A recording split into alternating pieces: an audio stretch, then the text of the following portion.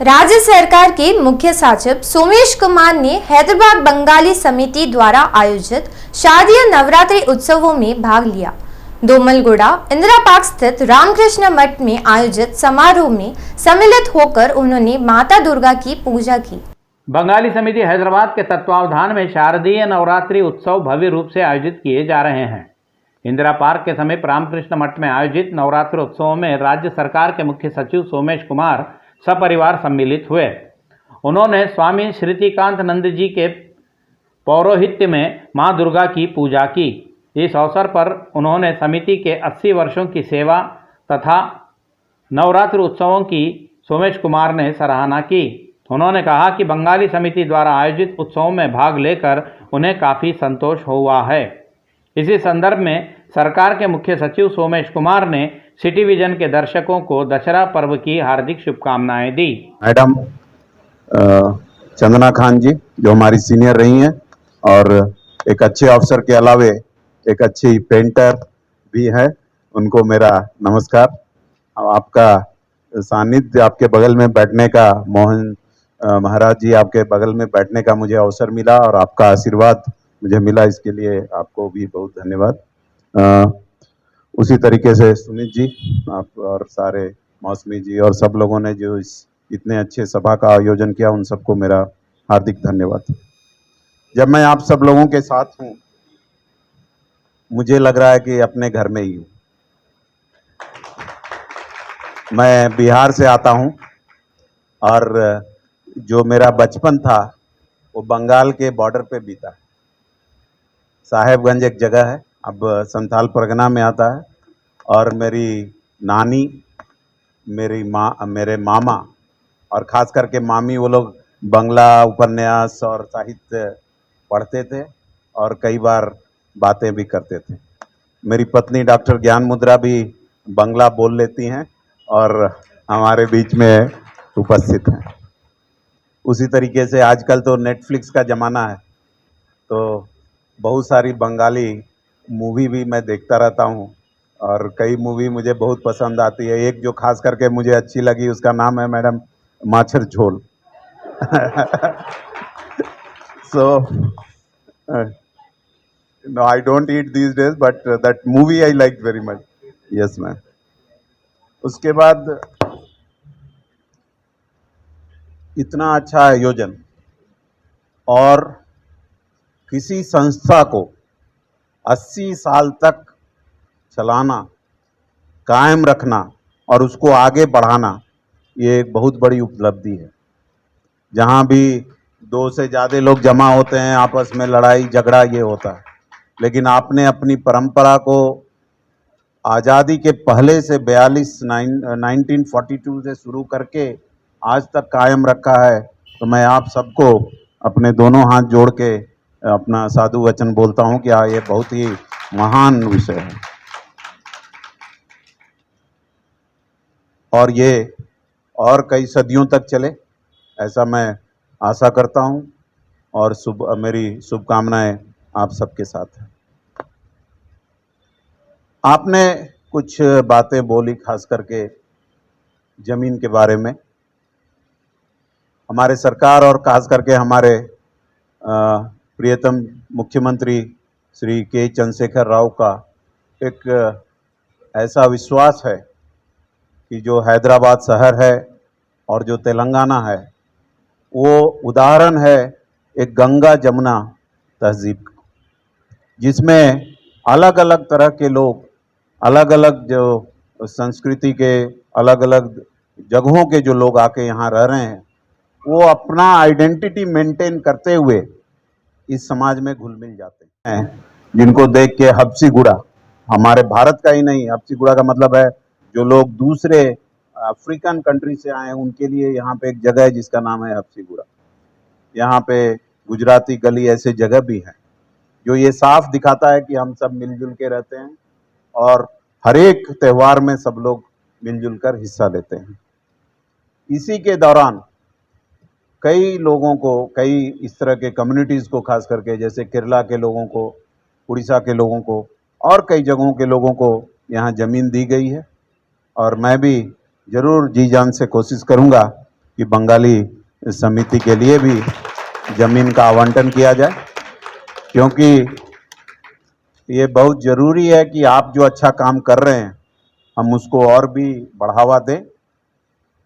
और आप सही बोले कि हैदराबाद आज एक आईटी का सेंटर ही नहीं रह गया है, ये फार्मा का सेंटर है और ख़ास करके ये मेडिकल के फील्ड का एक बहुत बड़ा सेंटर बन के आया है।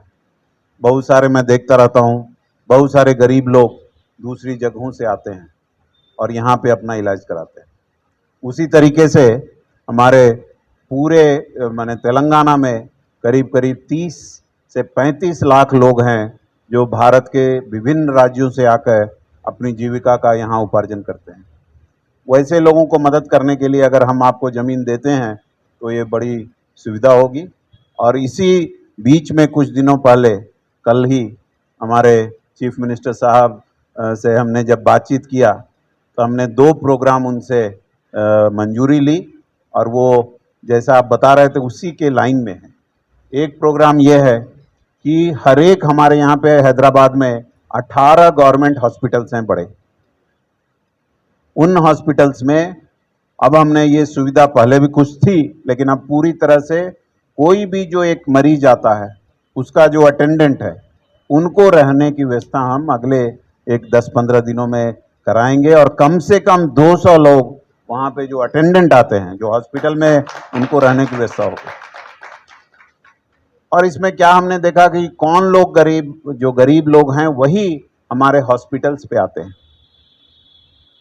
अमीर लोग तो कहीं बड़े हॉस्पिटल्स में चले जाते हैं, वो अगर उनका कोई ट्रीटमेंट ले रहा है तो उनके घर वाले बगल में कोई हॉस्पिटल में कोई होटल में रह लेते हैं। इन लोगों को रोड पे सोना पड़ता है, खाने की भी बड़ी सुविधा नहीं रहती है और खर्चा भी बहुत होता है।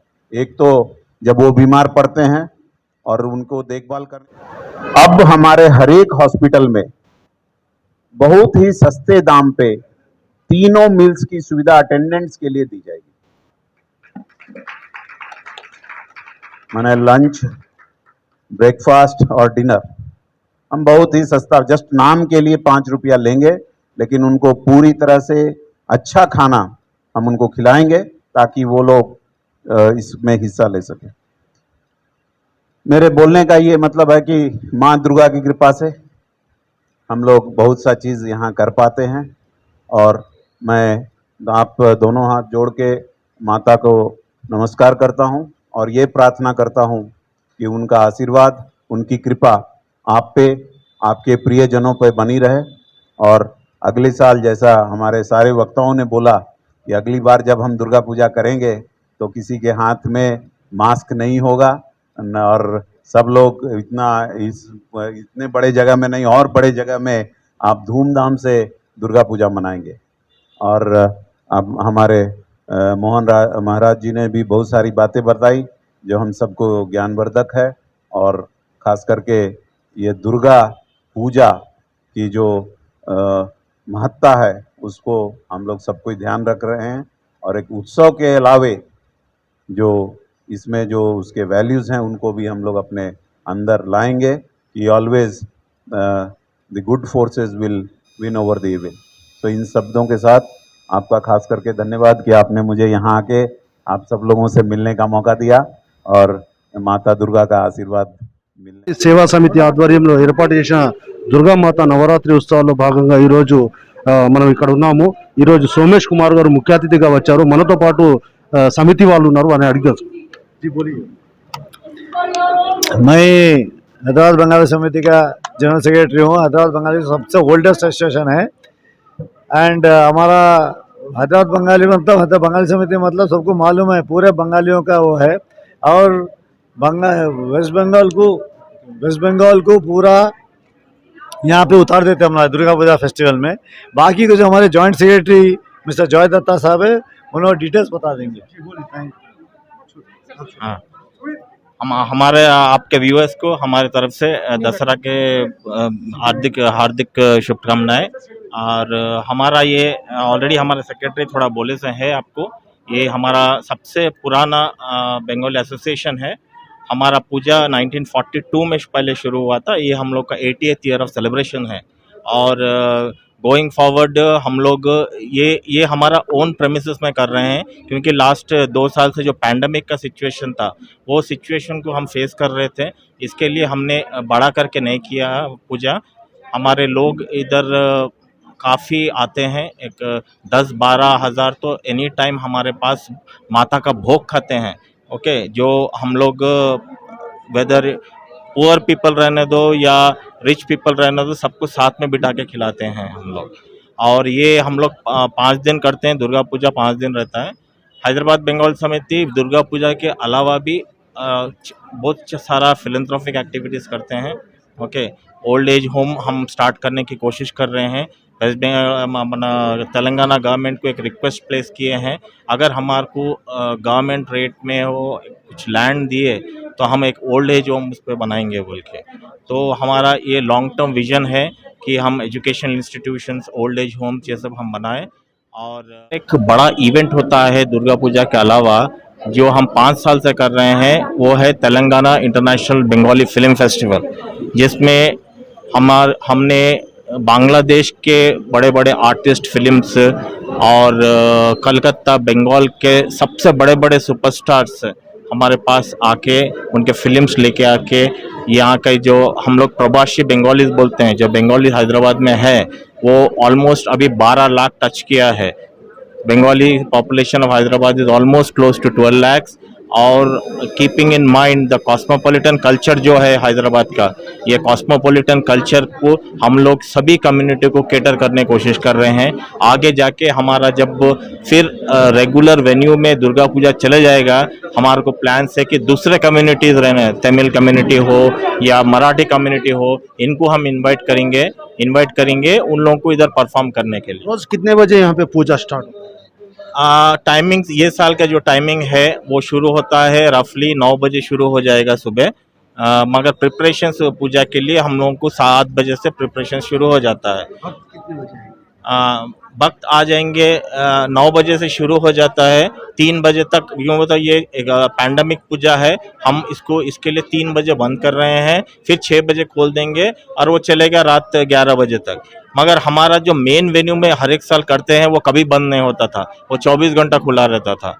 मगर ये पैंडमिक पूजा के लिए हम लोग कोशिश कर रहे हैं कि सभी डिवोटीज को थोड़ा रेगुलेट करके आके, so that Covid protocol follow करके पैंडमिक स्प्रेड ना हो, ये हमारा इंटेंशन है। Thank you. సిటీ విజన్ వ్యూవర్స్కి దసరా శుభాకాంక్షలు। చాలా బాగా దుర్గా పూజ జరుగుతుంది। ఈరోజు ఇక్కడ వచ్చి మాతాది దర్శనం చేయడానికి, అదేవిధంగా వాళ్ళ ఆశీర్వాదం తీసుకోవడానికి అవకాశం దొరికింది। హైదరాబాద్ బంగాళీ సమితి చాలా మంచిగా ఈ ప్రోగ్రాం ఏర్పాటు చేస్తూ ఉన్నారు। అండ్ వాళ్ళు ఈ ప్రతి సంవత్సరం ఇది చాలా మంది దీనిలో పార్టిసిపేట్ అవుతారు। ఇప్పుడు కోవిడ్ వలన ఒక స్మాలర్ హాల్లో చేశారు, ఇంతకుముందు చాలా పెద్ద హాల్లో చేసేవాళ్ళు। సో మళ్ళీ వాళ్ళకి ఈ నెక్స్ట్ 3-4 days చాలా మంచి ఫంక్షన్స్ జరుగుతుంది।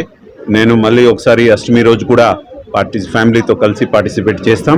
సో ఇక్కడ వచ్చి చాలా సంతోషంగా ఉన్నాను। Thank you sir.